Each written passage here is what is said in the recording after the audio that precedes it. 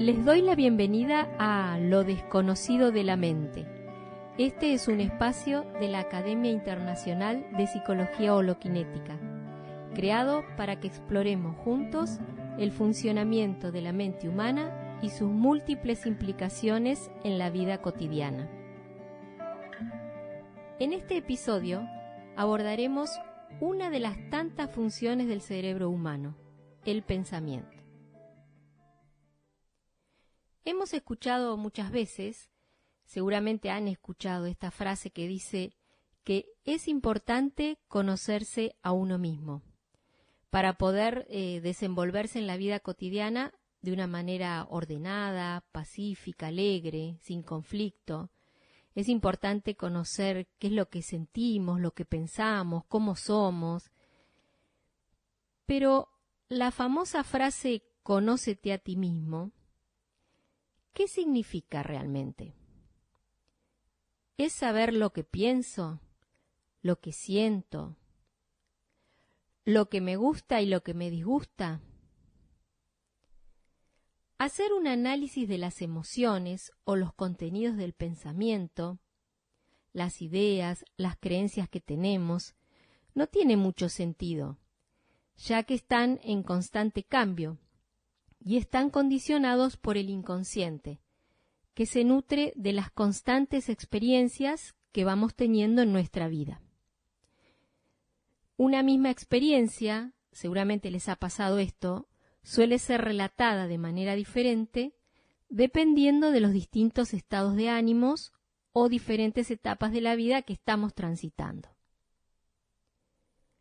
Lo importante no es identificar y analizar contenidos, es decir, frente a una situación que vivimos, hacernos preguntas como ¿por qué me habrá ocurrido esto? Tengo que buscar la causa para solucionarlo, la razón de por qué me pasa esto o aquello. Esto es hacer introspección, y hacer introspección y buscar las causas de los conflictos psicológicos. Si bien puede darnos algún alivio transitorio, como cuando charlamos con alguien o conversamos con alguien y le contamos lo que nos pasó, no nos conduce a ningún cambio duradero. Entonces, ¿qué es lo importante? ¿Será tal vez darnos cuenta del funcionamiento de la mente humana a cada instante? En ese conocer del funcionamiento de la mente humana, la psicología holokinética hace su gran aporte a la psicología. Y el gran aporte es que la mente no solo es pensamiento, memoria, yo, imaginación, como todos creemos, y de lo cual estamos convencidos, de que la mente solo es pensamiento, sino que la mente también es percepción unitaria. ¿Y qué es la percepción unitaria? Es una función cerebral redescubierta en el siglo XX, desconocida por la mayoría de las personas. Así, estamos diciendo que el cerebro puede funcionar por lo menos de dos maneras diferentes. La manera más conocida es el pensamiento, que en psicología holokinética se denomina ámbito C. Pero también el cerebro puede funcionar en otro ámbito mental, que en psicología holokinética se denomina ámbito B, que es el ámbito de la percepción unitaria. Pero bueno, ya vamos a volver a hablar de esta función cerebral. Comencemos primero por indagar acerca de cómo funciona el pensamiento, que es igual, o sea, funciona de la misma manera en todos los seres humanos. Comprender el funcionamiento de la propia mente es el comienzo del conocimiento por uno mismo, y no de uno mismo. Es decir, el conocimiento por uno mismo de cómo funciona nuestra propia mente. Entonces, ¿qué es lo importante? ¿Conocerse a sí mismo, sabiendo qué es lo que pienso, lo que siento, los deseos que tengo, es decir, los contenidos de la memoria, o conocer por uno mismo cómo funciona la mente en movimiento. Ahora bien, ¿qué es el pensamiento? El pensamiento emerge como un producto de la memoria. Si no hay memoria, ¿hay pensamiento? ¿Nos hicimos alguna vez esta pregunta? Si perdiéramos la memoria, ¿habría pensamiento? ¿Cómo se originan los pensamientos? ¿Cómo se originan las creencias, ya sea creencias religiosas o políticas, las ideologías, la imaginación, la fantasía? ¿No son productos del pensamiento que provienen de la memoria? El pensamiento es el movimiento más común de la mente y ocurre como resultado de la interacción de los organismos con su ambiente, es decir, de la interacción que tenemos las personas con el ambiente. Y el pensamiento se desarrolla de esta manera epigenéticamente a lo largo de la vida. Bueno, pero ¿qué significa esto de epigenéticamente? Significa que el pensamiento es el producto de múltiples sugerencias e influencias que vamos recibiendo a lo largo de la vida y que provienen de diferentes sectores de la sociedad y que nos condicionan desde que nacemos hasta que nos morimos. ¿Qué estamos diciendo? Estamos diciendo que los contenidos que están en la memoria y que constituyen el pensamiento son producto de condicionamientos recibidos en el hogar, la escuela, los medios de comunicación, el cine, la literatura, etc. Por ejemplo, en el hogar recibimos numerosos mandatos, como no hagas esto o aquello, no te juntes con este o con aquel. Recibimos influencias religiosas o políticas. En la escuela nos alientan a identificarnos con los símbolos patrios que refuerzan el nacionalismo. En los medios de comunicación recibimos mensajes sobre qué tenemos que hacer para ser seres humanos exitosos, competitivos, lindos, aceptados, lo que tenemos que pensar y no pensar, etc. Las canciones, la televisión, el cine, las revistas, los periódicos, las redes sociales, permanentemente nos están diciendo qué es lo que tenemos que pensar. Y nosotros creemos que tenemos pensamiento propio. ¿Realmente es así? La mayor parte de nuestro pensamiento no es individual, es colectivo. ¿Por qué decimos esto? Porque el pensamiento se origina en la cultura y nos impregna. Es decir, puede ser que aceptemos lo que nos gusta y que rechacemos lo que nos disgusta. Y entonces nos parece que tenemos pensamiento propio porque pensamos lo que queremos. Pero ya sea el pensamiento que nos gusta o el que nos disgusta, ¿no proviene de las múltiples influencias socioculturales? En psicología holokinética, cuando nos referimos al pensamiento, estamos hablando del ámbito C de la mente humana, que es la forma de funcionar del cerebro con la que todos estamos familiarizados. Ya dijimos hace un momento que en realidad la mayoría de nosotros estamos muy convencidos que lo único que existe es pensamiento. En psicología holokinética, cuando hablamos del pensamiento, nos estamos refiriendo también a la memoria, la imaginación, las creencias, las ideologías.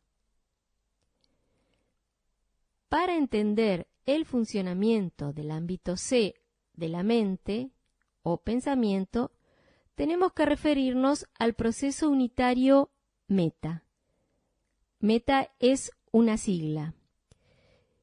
La M viene de memoria, la E de eidetos, la T de tímico y la A tiene que ver con el sistema nervioso autónomo.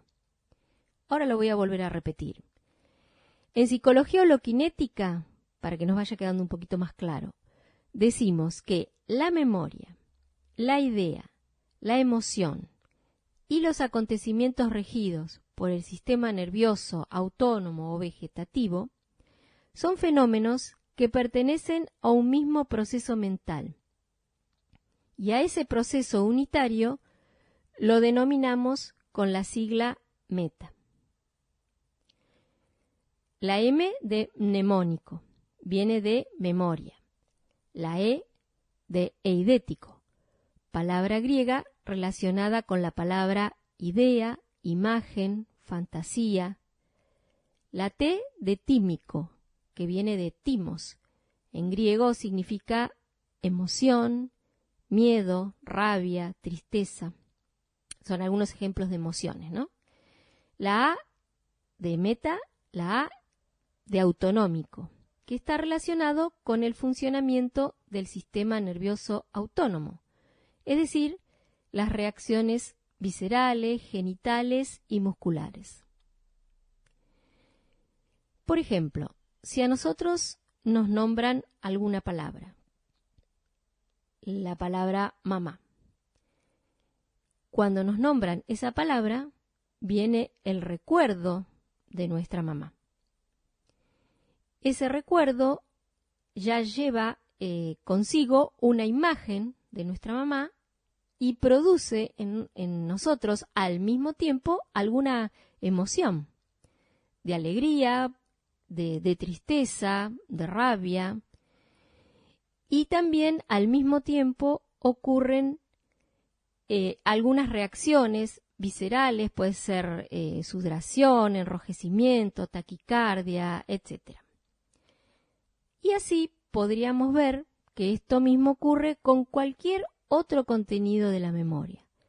Si nos dicen la palabra guerra, la palabra del nombre de nuestro país, no sé, Argentina, Francia, Estados Unidos, etcétera, el nombre de algún político, vienen al mismo tiempo imágenes, emociones, reacciones viscerales, recuerdos. Quiere decir que el pensamiento abarca no solamente los contenidos de la memoria, sino también las imágenes que se tienen sobre los contenidos, la imagen que en ese momento que me nombran mamá, la imagen de mi mamá que viene en ese momento, que puede ser la imagen de o cuando yo era pequeñita o pequeñito y mi mamá me llevaba a jugar a la plaza, o puede ser la imagen de cuando yo era más adolescente y mi mamá me prohibía salir con determinados amigos o hacer determinadas actividades, etc. Entonces las emociones que despiertan esos contenidos van a ser diferentes, como así también las reacciones viscerales y glandulares. Entonces estamos diciendo que el pensamiento abarca no solamente los contenidos de la memoria, sino también las imágenes que se tienen sobre los contenidos, las emociones que despiertan esos contenidos, que pueden ser de miedo, rabia, tristeza, y las reacciones viscerales y glandulares. Y todo esto ocurre al mismo tiempo. Por eso es una falacia separar el intelecto de la emoción. Seguramente han escuchado que hay personas que dicen, o hasta tal vez nosotros mismos lo hemos dicho alguna vez, esta persona es más emocional, aquella otra es más racional. Eso es una falacia, como dije recién, porque en realidad, cada vez que emerge un contenido de la memoria a la conciencia, ocurre el proceso meta.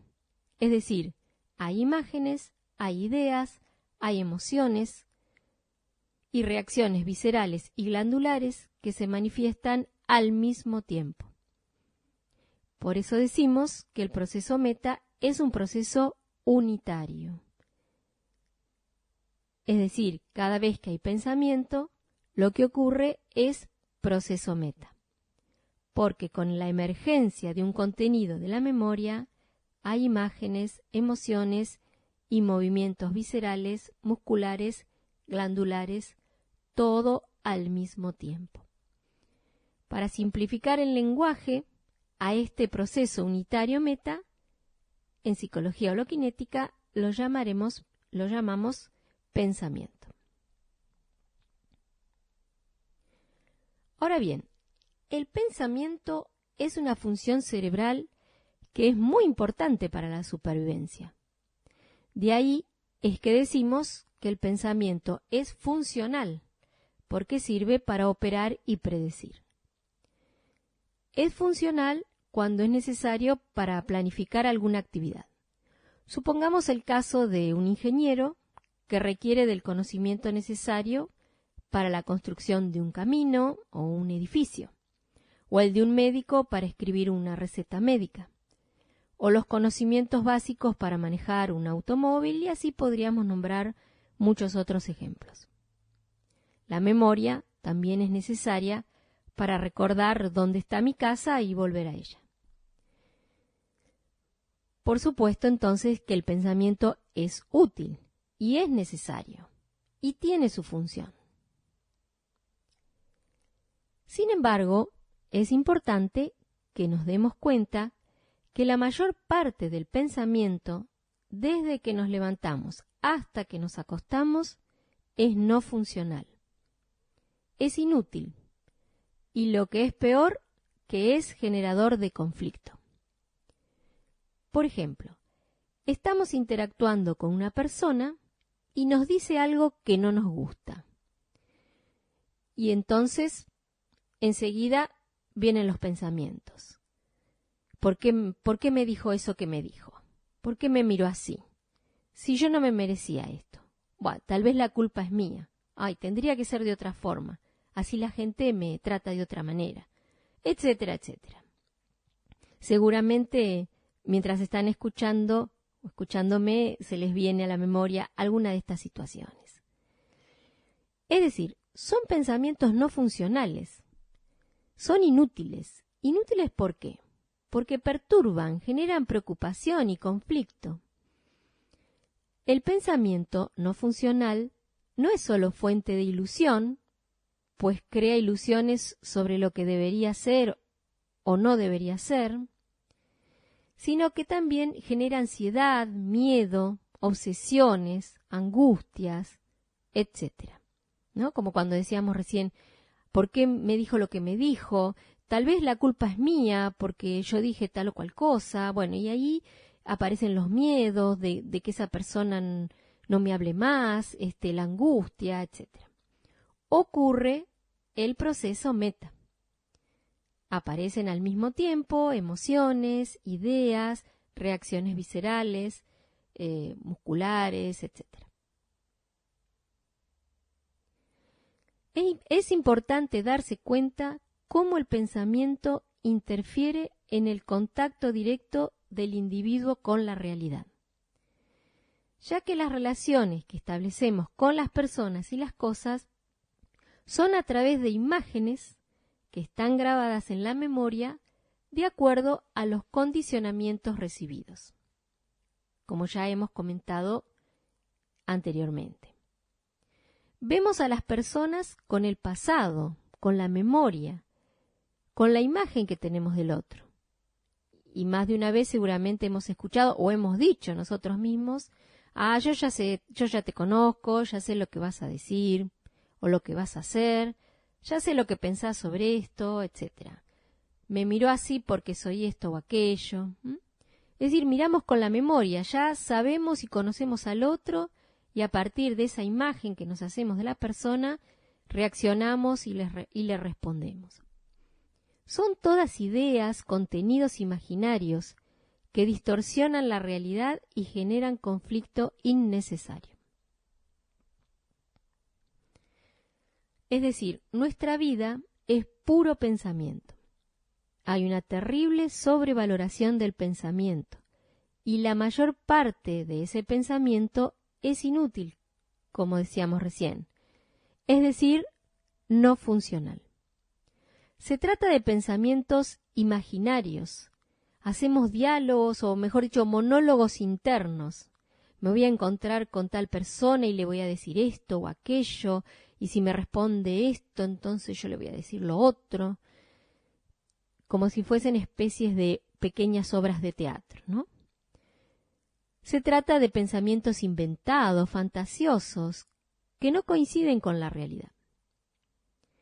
Aunque el proceso meta, es decir, el pensamiento, es importante para la supervivencia, cuando es no funcional, es fuente de conflictos psicológicos.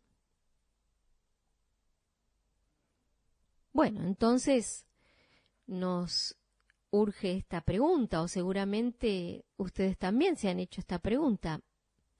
¿Podemos deshacernos de los pensamientos inútiles? ¿Se puede dejar de pensar? ¿Podemos elegir pensar esto y no pensar aquello? No podemos terminar con el pensamiento, porque ya dijimos que es una función cerebral. El pensamiento emerge como producto de la actividad molecular de las neuronas. Mientras hay vida, hay pensamiento. Pero, ¿hay alguna manera de vivir sin el conflicto que produce el pensamiento? Es decir, ¿es posible que haya otro movimiento mental que no sea pensamiento? Ya hemos dicho, al principio de este episodio, que el cerebro puede funcionar al menos de dos maneras diferentes, en el ámbito C, o ámbito del pensamiento, y en percepción unitaria, o ámbito B. La percepción unitaria es otra función cerebral que consiste en una forma de percepción en la que el cerebro anterior se va dando cuenta de toda la energía que le está llegando al cerebro posterior. Estamos hablando de luz, sonido, peso, es decir, energía lumínica, sonora, gravitacional. ¿Qué estamos diciendo? Para hacerlo un poco más simple. Los órganos de los sentidos, como la vista y el oído, por ejemplo, están funcionando todo el tiempo, pero no nos damos cuenta de manera consciente de ello. A través de los ojos se ven las cosas, las personas, la luz, los colores, y el oído escucha todo sonido del ambiente, el viento, el ladrido de un perro, el ruido del motor de un automóvil, etc. Y funcionan al mismo tiempo. En ninguna situación sucede que mientras los oídos escuchan, los ojos dejan de ver. No sé si alguna vez han observado esto. Pero como estamos todo el tiempo pensando y pensando, vivimos ensimismados. No hay un darse cuenta de lo que está ocurriendo. No vemos a las personas que pasan al lado nuestro, no escuchamos el sonido de los pájaros, no sentimos el perfume de las flores, etc. Es una situación muy común, que nos pasa a todos, que cuando estamos muy ensimismados, pensando en algo, que estamos atrapados por algún pensamiento, perdemos sensibilidad y podemos estar caminando por la calle y luego somos incapaces de relatar qué vimos o escuchamos en el trayecto. Es como si los oídos y los ojos se hubiesen cerrado. Cuando el cerebro está funcionando en percepción unitaria, se va percibiendo todo lo perceptible al mismo tiempo. Es decir, hay un darse cuenta de manera consciente que el oído escucha y que los ojos ven al mismo tiempo.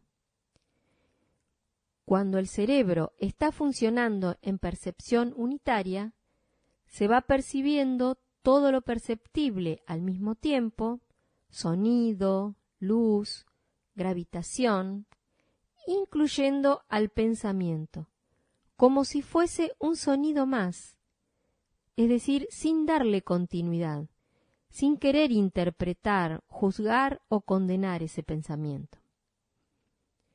Al ir viendo en percepción unitaria los pensamientos que se van manifestando como miedo, rabia, tristeza, envidias, imágenes que aparecen, deseos, dejan de perturbar estos pensamientos, se disuelven y desaparece el conflicto psicológico.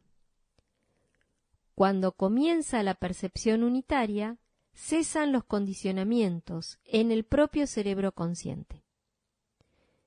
Entonces, el pensamiento, el lenguaje, la imaginación, la fantasía pierden su poder controlador.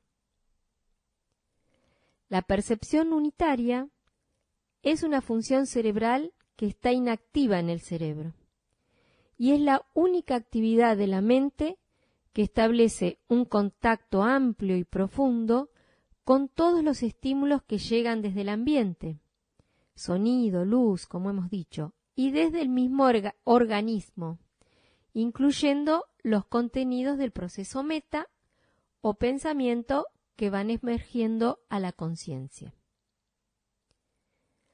Resumiendo, hemos comenzado a indagar en este episodio sobre una de las funciones del cerebro humano, el pensamiento. Dijimos que el pensamiento es producto de la memoria, que se origina en las múltiples interacciones diarias que tenemos con el ambiente. También dijimos que cuando el pensamiento es funcional, es necesario para la supervivencia, pero cuando el pensamiento es no funcional, es generador de conflicto y pone en riesgo la misma supervivencia. Finalmente dijimos que el cerebro no solo puede funcionar con el pensamiento, sino también puede funcionar en percepción unitaria. Activar esta función cerebral es la salida del conflicto psicológico. Si esta es la primera vez que escuchas sobre la percepción unitaria, no es fácil de asimilar lo que estamos diciendo, ya que es una función cerebral desconocida de la mente y no tiene ninguna relación con algo conocido. Por eso, este podcast es para que vayamos explorando juntos, en cada episodio que vayamos compartiendo, lo desconocido de la mente. Para conocer más sobre el tema del episodio de hoy y la psicología holoquinética, puedes entrar al sitio www.percepcionunitaria.org. También puedes bajar libros gratis del sitio www.holokinesislibros.com.